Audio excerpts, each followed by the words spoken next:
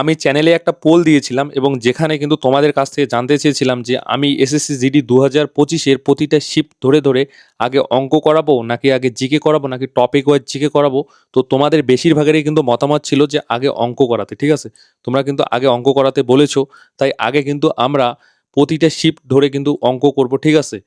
তো আজকে হচ্ছে আমাদের হচ্ছে এসএসসি জিডি 2025-এর ফার্স্ট ডের ফার্স্ট শিফট, অর্থাৎ ফেব্রুয়ারি 4 তারিখ, অর্থাৎ 25 এইবারের পরীক্ষার 2025 সালের পরীক্ষার 4ই ফেব্রুয়ারি ফার্স্ট শিফটের যা অঙ্ক আছে সেটার একদম সলিউশন করব বেসিক কনসেপ্টের সাথে, ঠিক আছে।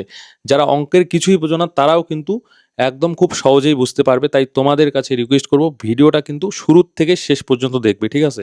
না হলে যদি স্কিপ করো বা একটু দেখে না দেখলে তাহলে কিন্তু বুঝতে পারবে না। ভিডিওটা শুরুর থেকে শেষ পর্যন্ত দেখবে এবং তোমাদের কাছে আরেকটা রিকোয়েস্ট করব যে তোমরা যারা এখনো পর্যন্ত চ্যানেলটিকে সাবস্ক্রাইব করো নাই, প্লিজ চ্যানেলটিকে সাবস্ক্রাইব করবে এবং পাশের বেল আইকনটা প্রেস করে রাখবে। তাহলে পরবর্তী ক্লাস যখনই আপলোড হবে তোমাদের কাছে কিন্তু নোটিফিকেশন পৌঁছে যাবে।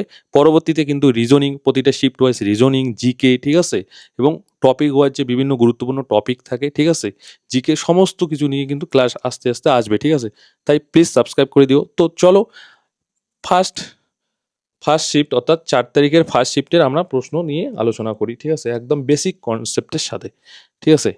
তো প্রথম প্রশ্ন যদি আমরা দেখি তো এখানে দেখতে পারবো যে 28, 60, 120 এবং 135-এর এলসিএম কত, অর্থাৎ লসাগু জানতে চেয়েছে। তো এখানে তো আমরা এক পারি যে বেসিকভাবে যেভাবে আমরা লসাগু বের করি, ঠিক আছে, 28, 60, 120, 135, এইভাবে যে আমরা বের করি এইভাবে করতে পারি। আর এখানে যদি একবার তাকাও যে দেখো 60 এবং 120 শেষে কিন্তু শূন্য আছে, ঠিক আছে। তো যখন কতগুলো সংখ্যার যদি আমাদের লসাগু বের করতে বলে এবং সেই সংখ্যাগুলোর মধ্যে যদি কোনো সংখ্যার শেষে শূন্য থাকে তাহলে কিন্তু যে লসাগুটা হবে সেই লসাগুর শেষে কিন্তু শূন্য থাকবে। তো এখানে দেখতেই পাচ্ছ দুটো সংখ্যার শেষে কিন্তু শূন্য আসে এবং অপশানে যদি দেখো তার মানে কি দুটো সংখ্যার শেষে শূন্য আছে মানে লসাগুর শেষেও শূন্য থাকতে হবে।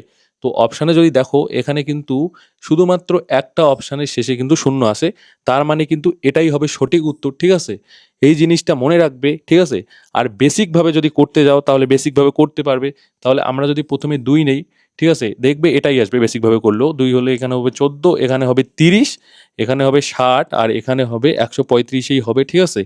এবার আবার যদি আমরা 2 দিয়ে কাটি তাহলে এখানে হবে 7, এখানে হবে 15, এখানে হবে 30 আর এখানে 135-এই হবে। এইবার যদি আমরা 3 দিয়ে কাটি এখানে 7, এখানে হচ্ছে 3 আর 5 15, এখানে হচ্ছে 3 10 30 আর 3 দিয়ে কাটলে 3 আর 4 12 আর ওইদিকে 1 থাকবে, 3 আর 5 15, ঠিক আছে। এইবার যদি আমরা 5 দিয়ে কাটি এখানে 7 হবে, এইখানে হবে 1, এখানে হবে 2, এখানে হবে 9, ঠিক আছে। তাহলে এইবার যদি বেসিকভাবে আমরা করি তাহলে 2 2 4, 3 আর 4 12, 5 12 60 আর 60 2 হচ্ছে 120 আর এদিকে হচ্ছে 7 9 কত হচ্ছে, 7 9 হচ্ছে 63, 120 ইন্টু 63, ঠিক আছে। এইটা যদি গুণ করো তাহলে কি হচ্ছে, কি হচ্ছে এখানে হচ্ছে 3 বারে কত হচ্ছে, 3 বারে হচ্ছে 36, শূন্যটা আমরা পরে বসাবো, 36। আর এখন যদি 6 বারে করি 6 বারে হচ্ছে কত 72, 72, তাহলে 6 5 7 আর এইখানে জিরোটা যদি বসাই তাহলে হচ্ছে 7560, দেখলে তো এটাই আসলো 7560। তো বুঝতে পারলে যদি কোনো মানে লসাগু যে সংখ্যাগুলো বের করতে পারবে তার মধ্যে যদি কোনো সংখ্যা শেষে যদি শূন্য থাকে তাহলে লসাগু যেটা হবে সেটার শেষেও কিন্তু শূন্য থাকতে হবে। আর বেসিক নিয়মে করলে কিন্তু অনেকটা সময় লাগবে, ঠিক আছে। এর পরের প্রশ্ন, দেখো এর পরের প্রশ্ন কি বলেছে, একটি পরীক্ষায় গণিতের 3টি, ইংরেজির 2টি ও বিজ্ঞানের একটি পেপার ছিল। সমস্ত পেপার ছিল 100 নম্বরের। এস গণিতে 60%, ইংরেজিতে 70% এবং বিজ্ঞানে 50% পেয়েছে। সব পেপারে তার শতকরা নম্বর কত ছিল, ঠিক আছে। অর্থাৎ এস একটা পরীক্ষা দিয়েছে যেখানে ম্যাথের 3টা পেপার ছিল, ইংরেজির ছিল কয়টা পেপার, ইংরেজির ছিল 2টো পেপার, সায়েন্স বা বিজ্ঞানের ছিল কয়টা পেপার, একটা পেপার, এবং প্রতিটা পেপার কত নম্বরের মধ্যে ছিল 100 নম্বরের মধ্যে, ঠিক আছে। তো 3টা পেপারে 60%, গণিতে কত পেয়েছে 60%, 3টা পেপারে তার মানে কত পেয়েছে 60 ইন্টু 3 কত হবে 180 হবে। আর ইংরেজির কয়টা পেপার ছিল, 2টা পেপার 70% পেয়েছে, তাহলে 2টা পেপারে টোটাল কত পেয়েছে 140 পেয়েছে। বিজ্ঞানের একটা পেপার এবং কত পেয়েছে 50%, তাহলে কত পেয়েছে বিজ্ঞানে 50 পেয়েছে, ঠিক আছে। এইবার আমরা যদি যোগ করি তাহলে যোগ হচ্ছে কত হবে 0 আর 8 4 12 আর 5 17, 17 1 আর 2 আর 1 3, 370 পেয়েছে, ঠিক আছে। টোটাল পেপার কয়টা? টোটাল পেপার 6টা, অঙ্কের 3টা, ইংরেজির 2টা আর বিজ্ঞানের 1টা, 6টা পেপার, প্রতিটা পেপার 100-র মধ্যে, ঠিক আছে। এবার পার্সেন্টেজ জানতে চেয়েছে, শতকরা কত নম্বর। দেখো আমরা যখন মাধ্যমিক পরীক্ষা দিয়েছিলাম আমাদের কয়টা 7টা সাবজেক্ট ছিল এবং প্রতিটা সাবজেক্টের কিন্তু ফুল মার্কস ছিল 100। এবং যখন কিন্তু আমাদের কেউ জানতে চেয়েছিল যে তুই কত পার্সেন্ট নাম্বার পেয়েছিস, আমরা কি করতাম, আমাদের যে টোটাল যেটা নাম্বার আমরা পেয়েছিলাম 700-র মধ্যে, সেটাকে কি করতাম, যেহেতু আমাদের 7টা সাবজেক্ট ছিল, আমরা কিন্তু 7 দিয়ে ভাগ করলেই আমাদের পার্সেন্টেজ বের হয়ে যেত। বা অনেক সময় যখন আমরা চাকরির আবেদন করি সেখানে কিন্তু আমাদের পার্সেন্ট জানতে চাই, অর্থাৎ কত পার্সেন্টেজ নাম্বার আমরা পেয়েছি, তখন আমরা কি করি, আমাদের যেটা নাম্বার থাকে টোটাল এবং জয়টা সাবজেক্ট থাকে তত দিয়ে কিন্তু ভাগ দিই, তাহলে কিন্তু আমাদের পার্সেন্টটা পেয়ে যাই, কত পার্সেন্ট নাম্বার পেয়েছি। তো এখানে দেখো, এখানে হচ্ছে 6টা পেপার, ঠিক আছে, 6টা পেপারে 370 পেয়েছে। আর প্রতিটা পেপারের মান যেহেতু একই, ঠিক আছে, মানে 100-র মধ্যে ফুল মার্কস, ঠিক আছে। তো তাহলে আমাদের কিন্তু 6 দিয়ে ভাগ করলেই হয়ে যাবে। আর যদি একই না থাকতো তাহলে কিন্তু সেক্ষেত্রে আমাদের টোটাল কতর মধ্যে পরীক্ষা হয়েছে তার মধ্যে কত পেয়েছে ওইভাবে কিন্তু বের করতে হতো। তো যেহেতু প্রতিটা পেপারের হচ্ছে ফুল মার্কস হচ্ছে 100, তাহলে এখানে আমরা 6টা পেপার যেহেতু 6 দিয়ে যদি ভাগ করি, তাহলে হচ্ছে প্রথমে যদি 6 নেই তাহলে হচ্ছে 6 6 36, হাতে থাকবে 1, শূন্য নেমে আসবে, 6 1 6,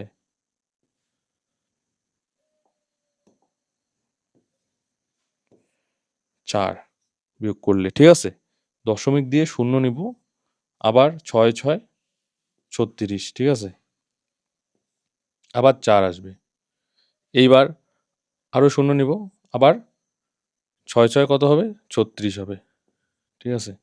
এইটা আবার যদি 4 আসবে, ঠিক আছে, এইটা কিন্তু চলতেই থাকবে, ঠিক আছে, মানে 6 6 চলতে থাকবে অসীম পর্যন্ত। তার জন্য আমরা কি নিব, 61.67 নিব, ঠিক আছে।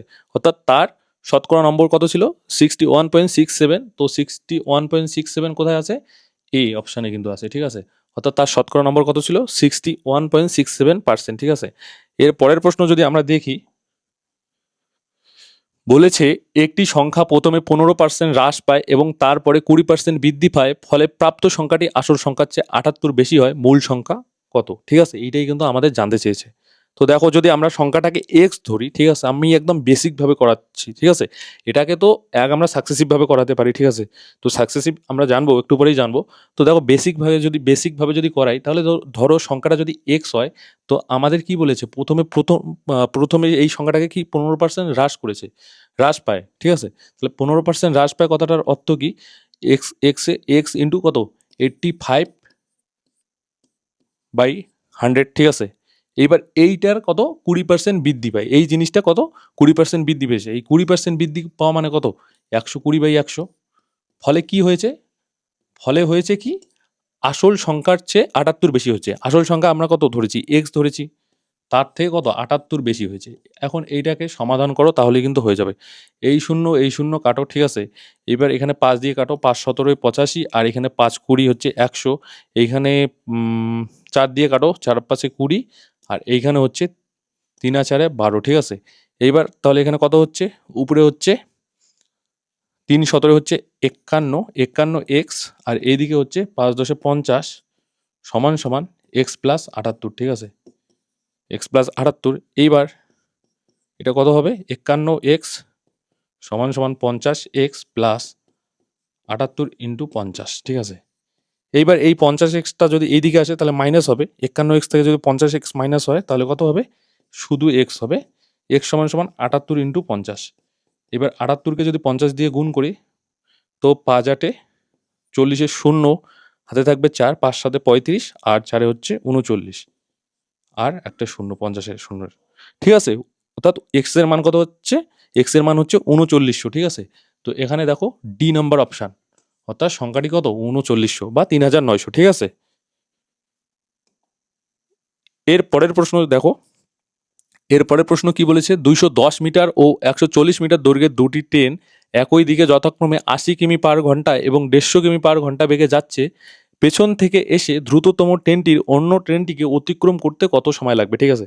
অর্থাৎ দুটো ট্রেন আছে এবং দুটো ট্রেনই হচ্ছে একই দিকে যাচ্ছে, ঠিক আছে, একই দিকে যাচ্ছে। একটার বেগ হচ্ছে কত, একটার বেগ হচ্ছে 150 কিমি পার আওয়ার, আর একটার বেগ হচ্ছে 80 কিমি পার আওয়ার, আর একটার হচ্ছে 210 মিটার, আর একটা হচ্ছে 140 মিটার, ঠিক আছে। এবার বলেছে এই দ্রুততম ট্রেনটি এই মানে আগের ট্রেনটিকে অতিক্রম করতে কতটা সময় লাগবে, ঠিক আছে? দেখো যখন দুটো ট্রেনেই একই দিকে যায়, ঠিক আছে, তখন আপেক্ষিক, আমাদের এই ক্ষেত্রে কিন্তু আপেক্ষিক বেগ বের করতে হবে। যখন দুটো ট্রেনেই একই দিকে যাবে তখন আপেক্ষিক বেগ কী হবে? আপেক্ষিক বেগ কিন্তু হবে যে ট্রেনটার গতিবেগ বেশি সেটার থেকে যে ট্রেনটার গতিবেগ কম সেটা কিন্তু বিয়োগ করতে হবে। আর যখন দুটো ট্রেনেই মানে বিপরীত দিকে যায়, অর্থাৎ একে অপরের অভিমুখে যায়, তখন কিন্তু দুটো ট্রেনের গতিবেগ যোগ করতে হয় আপেক্ষিক বেগ বেগ বের করার জন্য। তো এখানে যেহেতু কি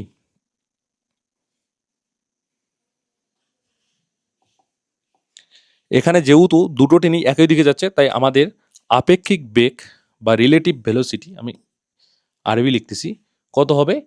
150 বড়টার গতিবেগ থেকে যদি যেটার কম সেটা যদি মানে বিয়োগ করি, তাহলে হচ্ছে যেটার গতিবেগ বেশি সেটার থেকে যেটার গতিবেগ কম সেটা যদি বাদ দিই, তাহলে হচ্ছে 70 কিমি/আওয়ার, ঠিক আছে? এবার দেখো এই দ্রুততম ট্রেনটি অন্য ট্রেনটিকে অতিক্রম করতে কতটা দূরত্ব মানে তাকে যেতে হবে। তো তোমরা বলবে যে এই ট্রেনটাকে অতিক্রম করতে এই ট্রেনটার দূরত্ব অতিক্রম করতে হবে, মানে যতটা লম্বা সেটা অতিক্রম করতে হবে, প্লাস যে ট্রেনটা অতিক্রম করবে তার নিজের দৈর্ঘ্য অতিক্রম করতে হবে, ঠিক আছে? এবার টোটাল দৈর্ঘ্য কত? ডিস্ট্যান্স, ঠিক আছে? এখানে ডিস্ট্যান্স লেখো, একটা হচ্ছে 210 মিটার আর একটা হচ্ছে 140 মিটার, মানে টোটাল ট্রাভেল করতে কত হবে? 210 যোগ 140 সমান সমান কত? আমি নিচে লিখতেছি, সমান সমান হচ্ছে 350 মিটার কিন্তু ট্রাভেল করতে হবে, ঠিক আছে? তবেই কিন্তু সেই ট্রেনটাকে অতিক্রম করবে। এইবার দেখো ব্যাপার হচ্ছে, একটা আছে এইখানে কি আছে? কিমি/আওয়ারে আছে আর একটা আছে মিটারে। হয় আমাকে কিলোমিটারে আনতে হবে, আর না হয় এটাকে আমাকে মিটার/সেকেন্ডে আনতে হবে। কারণ আমাকে হিসাব করার জন্য বা কাটাকাটি করার জন্য দুটি ইউনিটকেই একই রাখতে হবে, ঠিক আছে? তাহলে আমি এইটাকে কি করব? 70 কিমি/ যেটা আওয়ার আছে, 70 কিমি/আওয়ার, ঠিক আছে? এইটাকে আমি কি করব? মিটার/সেকেন্ডে আনবো। তাহলে আমাকে কি করতে হবে? 70-এর সাথে 18 5/18 দিয়ে কিন্তু গুণ করতে হবে, ঠিক আছে? 5/18 দিয়ে গুণ করতে হবে। দেখো তোমরা অনেকেই কিন্তু জানো, যখন আমরা কোনো জিনিস, অর্থাৎ কোনো কিছুর স্পিড যখন কিলোমিটার/আওয়ার থাকে, সেটাকে যদি আমরা মিটার/সেকেন্ডে আনি, তার জন্য আমাদের কি করতে হয়? তার জন্য কিন্তু আমাদের 5/18 দিয়ে গুণ করতে হয়, ঠিক আছে? আর যদি কোনো কিছুর গতিবেগ মিটার/সেকেন্ডে দেওয়া থাকে, সেখান থেকে আমাদের কিলোমিটার/আওয়ারে বের করতে হয়, তাহলে আমরা 18/5 দিয়ে কিন্তু গুণ করতে হয়, ঠিক আছে আমাদের? তো এইখানে আমরা যেহেতু কিলোমিটার/আওয়ার থেকে মিটার/সেকেন্ডে আনবো, তার জন্য আমরা 5/18 দিয়ে গুণ করে দিব। তাহলে কত হচ্ছে? 350/18 মিটার/সেকেন্ড কিন্তু হচ্ছে আপেক্ষিক গতিবেগ, ঠিক আছে? এইবার আমাদের কি জানতে চেয়েছে? সময় জানতে চেয়েছে, অর্থাৎ টি। তো টি সমান সমান কি? টি সমান সমান ডি/ভি, যেখানে টি হচ্ছে টাইম, ডি হচ্ছে ডিস্টেন্স, আর ভি হচ্ছে বেগ, ঠিক আছে? এইখানে আমাদের কত আছে? এইখানে হচ্ছে ডিস্টেন্স কতটা? 350 মিটার। বেগ কত? 350 মিটার বাই না 350/18 মিটার/সেকেন্ড। তাহলে বাই হচ্ছে বেগটা বসাই দিব 350/18, ঠিক আছে? অনেকেই কিন্তু এইখানে এইভাবে থাকলে কিন্তু কাটাকুটি করতে পারে না। তো যারা পারে না তাদেরকে আমি বলছি, ঠিক আছে?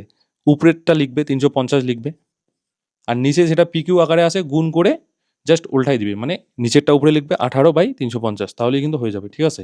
এখন কাটাকুটি করো, 350 কেটে যাবে, পড়ে থাকবে কত? 18, ঠিক আছে? অর্থাৎ 18 সেকেন্ড, 18 সেকেন্ড সময় লাগবে, ঠিক আছে? কিন্তু অপশানে যদি দেখো, অপশানে কোথাও সেকেন্ড নাই, সবখানে কিন্তু মিনিটে আছে, ঠিক আছে? তো এখন আমাদের এই 18 সেকেন্ডটাকে কিন্তু মিনিটে আনতে হবে। তো 18 সেকেন্ডকে যদি আমরা মিনিটে আনি, তার জন্য কি 60 দিয়ে ভাগ করব, কারণ 60 সেকেন্ডে 1 মিনিট হয়। এবার 60 দিয়ে যদি 18কে ভাগ করি, তাহলে কত হবে? কাটাকুটি যাবে, ঠিক আছে? 6 দিয়ে যদি কাটি, 3×6 = 18, আর এখানে যদি 6 দিয়ে কাটি 10, তাহলে 3/10, কথাটার অর্থ কি? 0.3, 0.3 মিনিট লাগবে, ঠিক আছে? 0.3 মিনিট, ওকে? তো অপশান বি কিন্তু হয়ে যাবে এই প্রশ্নের সঠিক উত্তর। 0.3 মিনিট সময় লাগবে। আশা করি তোমরা বুঝতে পেরেছো, এখানে না বোঝার কিছুই নাই। এরপরের প্রশ্ন যদি আমরা দেখি, এখানে কি বলেছে? দুটি সংখ্যার গসাগু 11 এবং তাদের যোগফল 132, যদি উভয় সংখ্যা 42-এর থেকে বড় হয়, তাহলে সংখ্যা দুটির পার্থক্য কত, ঠিক আছে? অর্থাৎ দুটি সংখ্যা আছে যাদের গসাগু হচ্ছে 11, ঠিক আছে? আমরা ধরলাম একটা সংখ্যা হচ্ছে 11A আর একটা হচ্ছে 11B, ঠিক আছে? দেখো এই দুইটা সংখ্যার গসাগু কিন্তু 11ই হচ্ছে।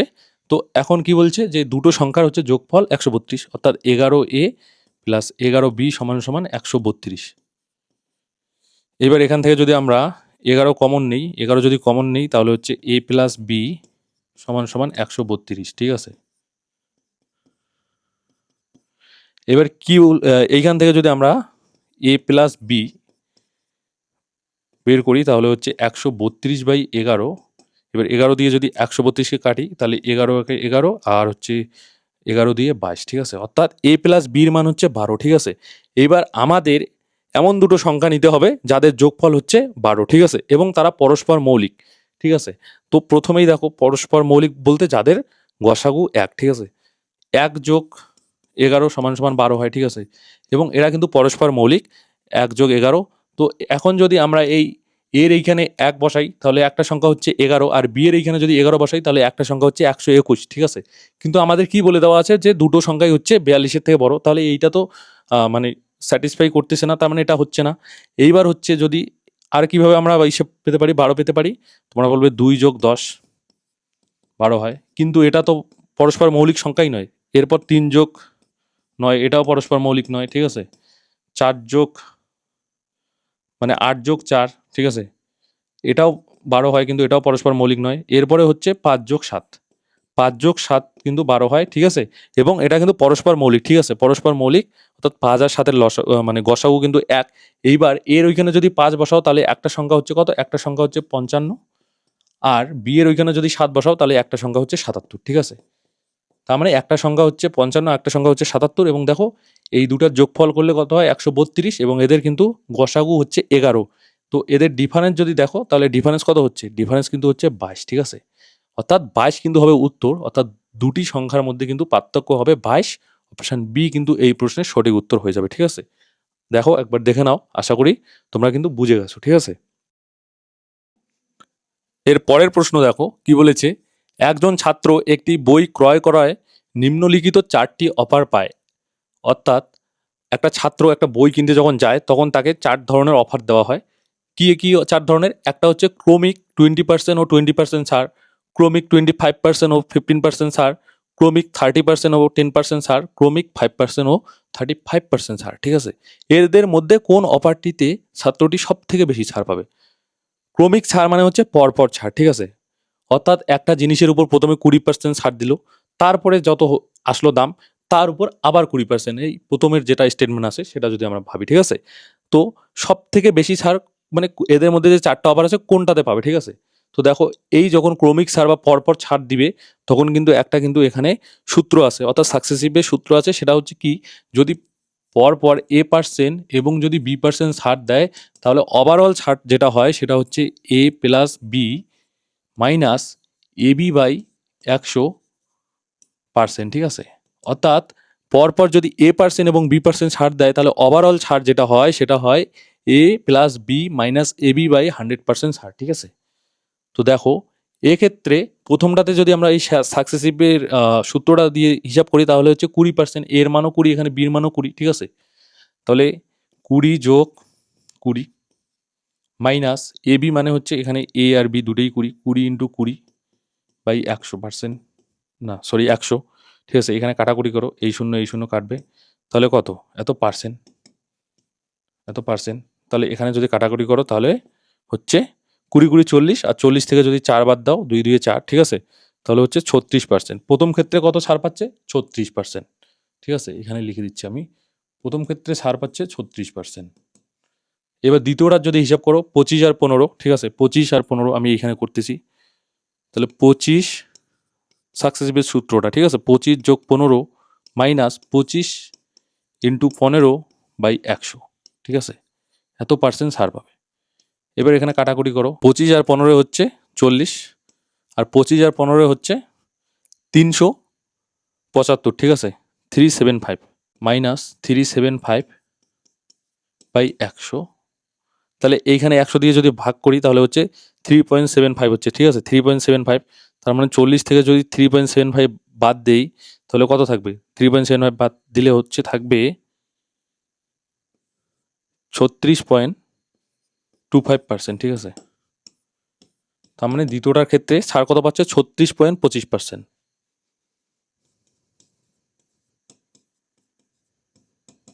36.25%, ঠিক আছে। এইখানে আমি এটা দ্বিতীয়টার ক্ষেত্রে ছাড় পাচ্ছে 36.25%। এরপরে যদি এর পরেরটা যদি দেখি আমরা সাকসেসিভলি বের করি, 30% ও 10% পরপর ছাড়, তাহলে হচ্ছে 30 যোগ 10 মাইনাস 30 ইন্টু 10/100%, ঠিক আছে। এবার এই শূন্য এই শূন্য কাটো, এই শূন্য এই শূন্য, আর এই শূন্য এই শূন্য কাটো, ঠিক আছে। তাহলে হচ্ছে কত, 40 থেকে যদি আমরা 3 বাদ দিই তাহলে হচ্ছে এখানে হচ্ছে 37%। মানে এই ক্ষেত্রে কত ছাড় পাবে, এই ক্ষেত্রে ছাড় পাবে, এই 3 নম্বর ক্ষেত্রে ছাড় পাবে 37%।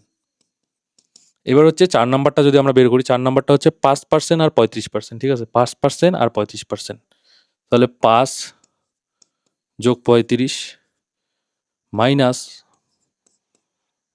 5 গুণ 35/100%, ঠিক আছে।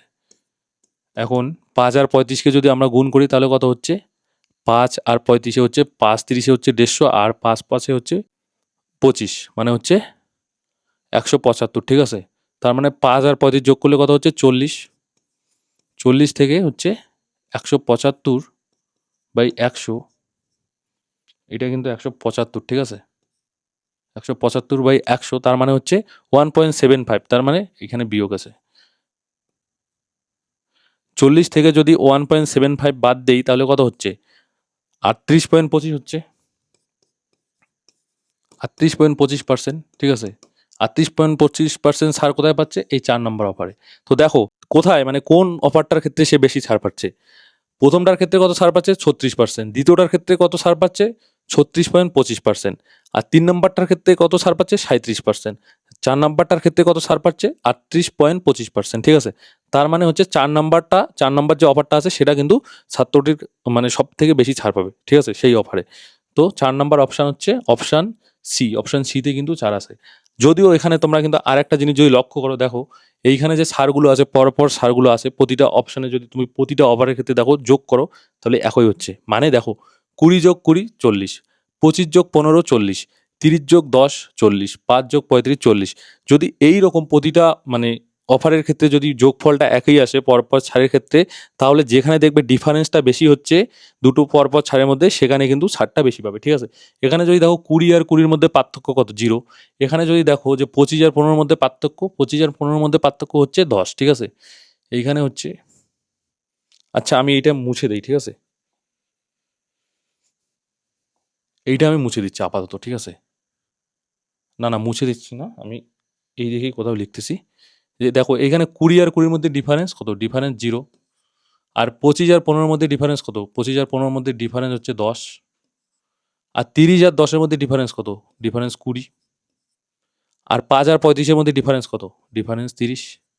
তো যেখানে যদি প্রতিটা পরপর ছাড়ের যোগফল প্রতিটা অফারের ক্ষেত্রে সমান হয়, ঠিক আছে, যেখানে ডিফারেন্সটা বেশি হবে সেই ক্ষেত্রে কিন্তু বেশি ছাড় পাবে। তো এইখানে হচ্ছে 30, দেখো এখানে কিন্তু বেশি ছাড় পেয়েছে। আমরা যে সাকসেসিভভাবে বের করলাম এখানেই কিন্তু বেশি ছাড় পেয়েছে, ঠিক আছে।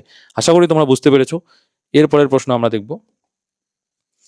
এর পরের প্রশ্ন কি বলেছে, যে বিপুল ও বিজয় বার্ষিক একই সরল সুদের হারে যথাক্রমে 5,400 টাকা ও 9,400 টাকা জমা করেন। 5 বছরের শেষে বিপুল বিজয়ের থেকে 840 টাকা বেশি সুদ পায়, তাহলে বার্ষিক সুদের হার কত শতাংশ, ঠিক আছে। অর্থাৎ বিপুল আর বিজয় কিন্তু দুইজনেই 5 বছরের জন্য একই সুদের হারে, সরল সুদের হারে কিন্তু একটা টাকা রাখে, ঠিক আছে। কত কত টাকা রাখে, একজন রাখে হচ্ছে 9,400 আর একজন রাখে হচ্ছে 5,400। কিন্তু কি বলছে, বিপুলের থেকে বিজয় বিপুলের থেকে 840 টাকা বেশি পায়, ঠিক আছে। এই বেশি টাকাটা কেন পাচ্ছে, সুদ বেশি 840 টাকা বেশি কেন পাচ্ছে, কারণ সুদের হারও সমান, ঠিক আছে, সুদের হারও সমান, সময়ও সমান দুজনের ক্ষেত্রে। কিন্তু এখানে যদি দেখো প্রিন্সিপালটা কিন্তু দুজনের ক্ষেত্রে আলাদা, ঠিক আছে। এর হচ্ছে এই দুটার মধ্যে যদি ডিফারেন্স বের করো তাহলে এখানে দেখতে পারবে ডিফারেন্স কত, ডিফারেন্স হচ্ছে 4,000। এই 4,000 টাকা বেশি হচ্ছে কার, বিজয়ের 4,000 টাকা বেশি, ঠিক আছে। ফলে কিন্তু বিজয় এই 4,000 টাকারই 5 বছরে কত সুদ পাচ্ছে, এক্সট্রা যে 4,000 টাকা বেশি আছে এই কি বলে বিপুলের থেকে, তার জন্যই কিন্তু হচ্ছে 5 বছর শেষে এই বিজয় 840 টাকা বেশি পাচ্ছে, ঠিক আছে। তাহলে আমরা বের করতে পারি কি, সরল সুদের আগে সূত্রটা এখানে দেখো, PTR/100, ঠিক আছে। এটা হচ্ছে সরল সুদ, ঠিক আছে। পি যেখানে প্রিন্সিপাল, টি যেখানে সময়, আর যেখানে হচ্ছে সুদের হার, ঠিক আছে, রেট অফ ইন্টারেস্ট। তো এই 4,000 টাকা যে বেশি ছিল তার জন্যই, মানে 4,000 টাকা প্রিন্সিপাল, ঠিক আছে, পির মান 4,000, টাইম কত, টি কত, 5 বছর। টাকায় আমাদের বের করতে হবে, আর লেখো, ঠিক আছে, বাই 100। এইটারই মান কত, 840, ঠিক আছে। এখন এইখানে এসে করো, এইখানে করো, এখানে কাটাকুটি করো, এই শূন্য, এই শূন্য, এই শূন্য, এই শূন্য, এই শূন্য, এই শূন্য, ঠিক আছে। তাহলে কত হচ্ছে, 20 সমান সমান 84, ঠিক আছে। তো আর সমান সমান 84/20, কাটাকাটি করো, 4×5 = 20, আর 4×21 হচ্ছে 84, ঠিক আছে। অর্থাৎ কত হচ্ছে, 21/5, ঠিক আছে। আর একটা জিনিস তোমরা জেনে রাখবে, যে কোনো সংখ্যাকে যদি 5 দিয়ে ভাগ করতে হয়, ঠিক আছে, যে কোনো সংখ্যাকে যদি 5 দিয়ে ভাগ করতে হয়, তোমরা ভাগ করতে যাবে না, তোমরা কি করবে, উপরের সংখ্যাটাকে জাস্ট ডাবল করে দিবে এবং এক ঘর আগে দশমিক বসাই দিবে, ঠিক আছে।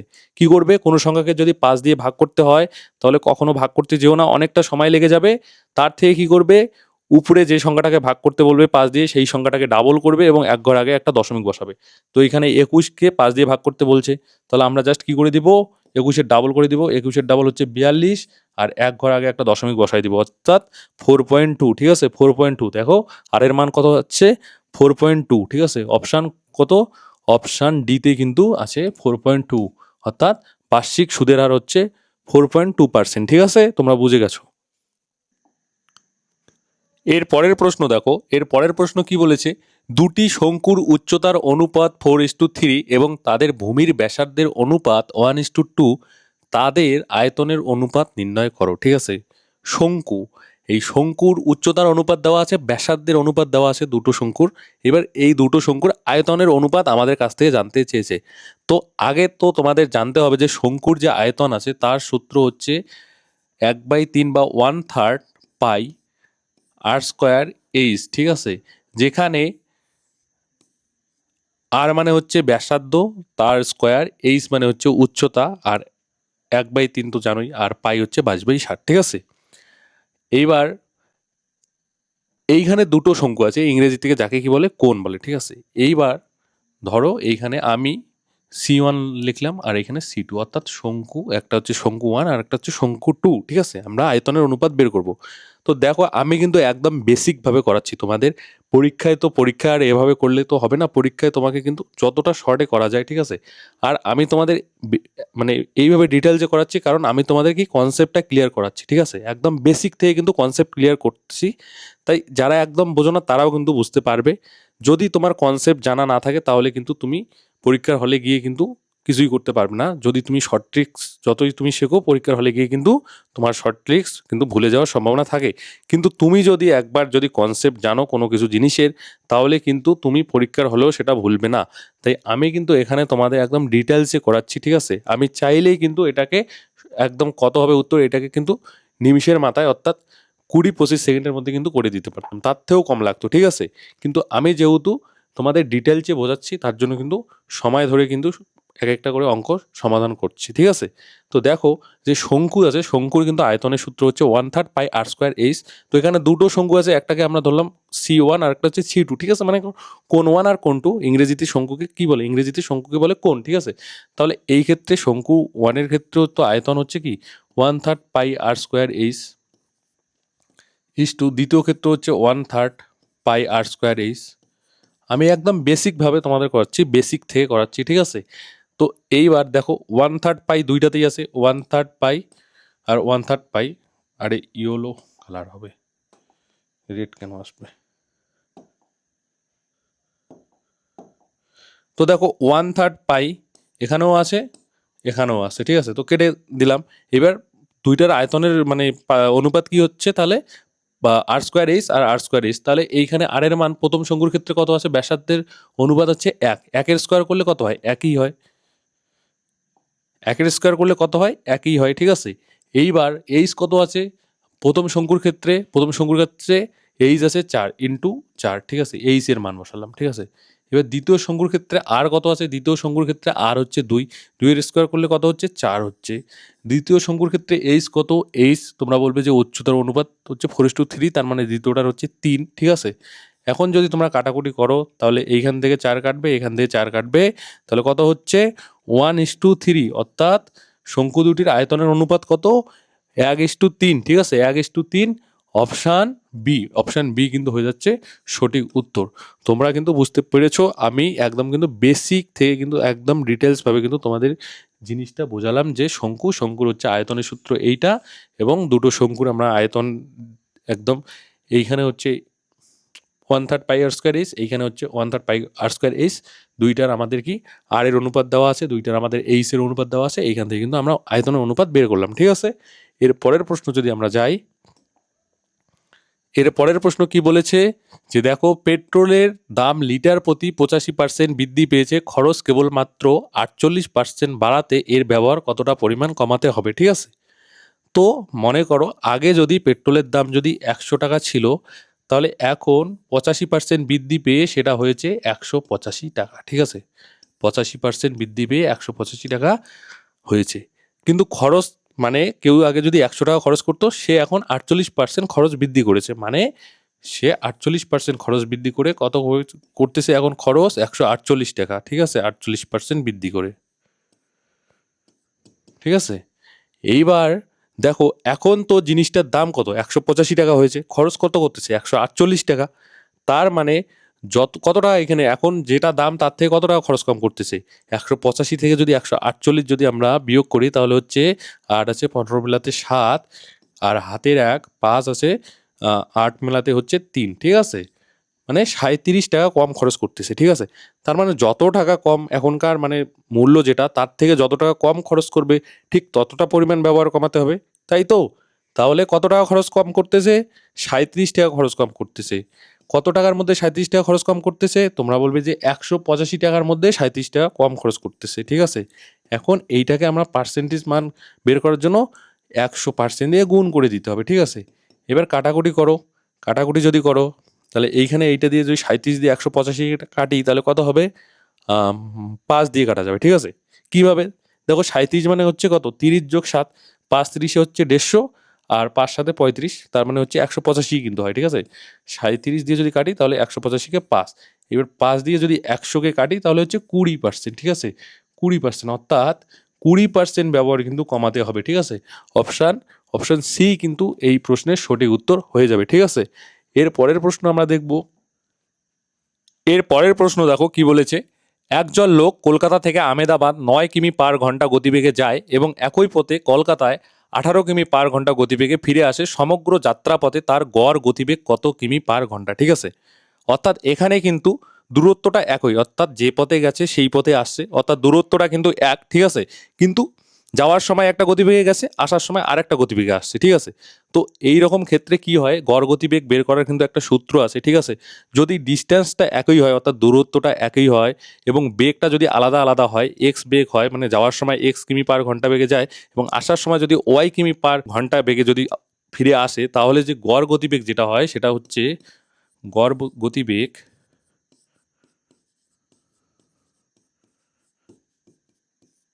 2xy/x+y হয়, ঠিক আছে। তো এখানে দেখো 2 × x কত আছে, অর্থাৎ প্রথম বেগটা যে বেগে গেছে সেটা হচ্ছে 9 কিলোমিটার/ঘন্টা, ইন্টু ওয়াই কত মানে যেটা বেগে ফিরে আসছে 18 কিলোমিটার/ঘন্টা, x+y অর্থাৎ 9 + 18, ঠিক আছে, সমান সমান কত হচ্ছে, নিচে 9 + 18 মানে হচ্ছে 27, ঠিক আছে, আর 2 × 9 × 18, এইবার 9 দিয়ে যদি আমরা 27-কে কাটি হচ্ছে 3 9 27, 3 দিয়ে 18-কে কাটলে হচ্ছে 3 6 18, 6 2 হচ্ছে 12, অর্থাৎ 12 কিমি/ঘন্টা, অর্থাৎ গড় গতিবেগ সমগ্র যাত্রাপথে লোকটার গড় গতিবেগ কত ছিল 12 কিমি/ঘন্টা, অর্থাৎ অপশান বি কিন্তু হয়ে যাবে এই প্রশ্নের সঠিক উত্তর, ঠিক আছে। তো আশা করি তোমরা কিন্তু বুঝতে পেরেছো সমস্ত কিছু, ঠিক আছে। আমি কিন্তু একদম ডিটেলসে করালাম তোমাদের, ঠিক আছে। তো যদি তোমরা বুঝতে পেরেছো এবং ক্লাসটা যদি ভালো লেগেছে, আর হ্যাঁ আমি কিন্তু এই ক্লাসে কিন্তু 10টাই প্রশ্ন করালাম, ঠিক আছে। প্রতিটা শিফটে কিন্তু 20টা করে অঙ্কের প্রশ্ন থাকে, কিন্তু আমি এই ক্লাসে কিন্তু 10টা প্রশ্নের কিন্তু তোমাদের সলিউশন করালাম, কারণ একটা ক্লাসের মধ্যেই যদি আমি 20টা প্রশ্ন সলিউশন করাই তাহলে অনেক বড় ক্লাসটা হয়ে যাবে, কেননা আমি কিন্তু ডিটেলসে করাচ্ছি তোমাদের একদম বেসিক থেকে, ঠিক আছে। তাই আমি 10টা প্রশ্নের কিন্তু সমাধান করলাম এই ক্লাসে। পরের 10টা যে 20টার মধ্যে পরের 10টা কিন্তু পরের ক্লাসে কিন্তু আমরা বিস্তারিতভাবে একদম বেসিক কনসেপ্ট ধরে ধরে কিন্তু আমরা সমাধান করব। তো ক্লাসটা যদি তোমাদের ভালো লাগে তাহলে অবশ্যই কিন্তু লাইক করবে ভিডিওটাতে, ঠিক আছে? আর কি করবে, আর যদি তোমাদের যদি কোনো কিছু ডাউট থাকে বা কোনো কিছু জানার থাকে তাহলে কি করবে, কমেন্ট করবে, ঠিক আছে? আর তোমরা যারা এখনো পর্যন্ত চ্যানেলটিকে সাবস্ক্রাইব করো নাই তারা অবশ্যই চ্যানেলটিকে সাবস্ক্রাইব করবে এবং পাশের বেল আইকনটা প্রেস করে রাখবে, তাহলে পরবর্তী ক্লাসগুলো কিন্তু তোমাদের মিস হবে না। যখন এই পরবর্তী ক্লাস আপলোড হবে তোমাদের কাছে কিন্তু নোটিফিকেশন পৌঁছে যাবে। আর আস্তে আস্তে কিন্তু আমাদের প্রতিটা শিফট ওয়াইজ কিন্তু কি জিকে, তারপরে রিজনিং, সমস্ত কিছুর কিন্তু ক্লাস আসবে, ঠিক আছে? এবং জিকের যে গুরুত্বপূর্ণ টপিক, স্ট্যাটিক জিকে সমস্ত কিছুর কিন্তু ক্লাস আসবে। তাই অবশ্যই তোমাদের কাছে রিকোয়েস্ট করব চ্যানেলটাকে সাবস্ক্রাইব করবে এবং পাশের বেল আইকনটা প্রেস করে রাখবে, ঠিক আছে? তো দেখা হচ্ছে পরবর্তী ক্লাসে। আজকের ক্লাসটা শেষ পর্যন্ত দেখার জন্য অনেক অনেক ধন্যবাদ।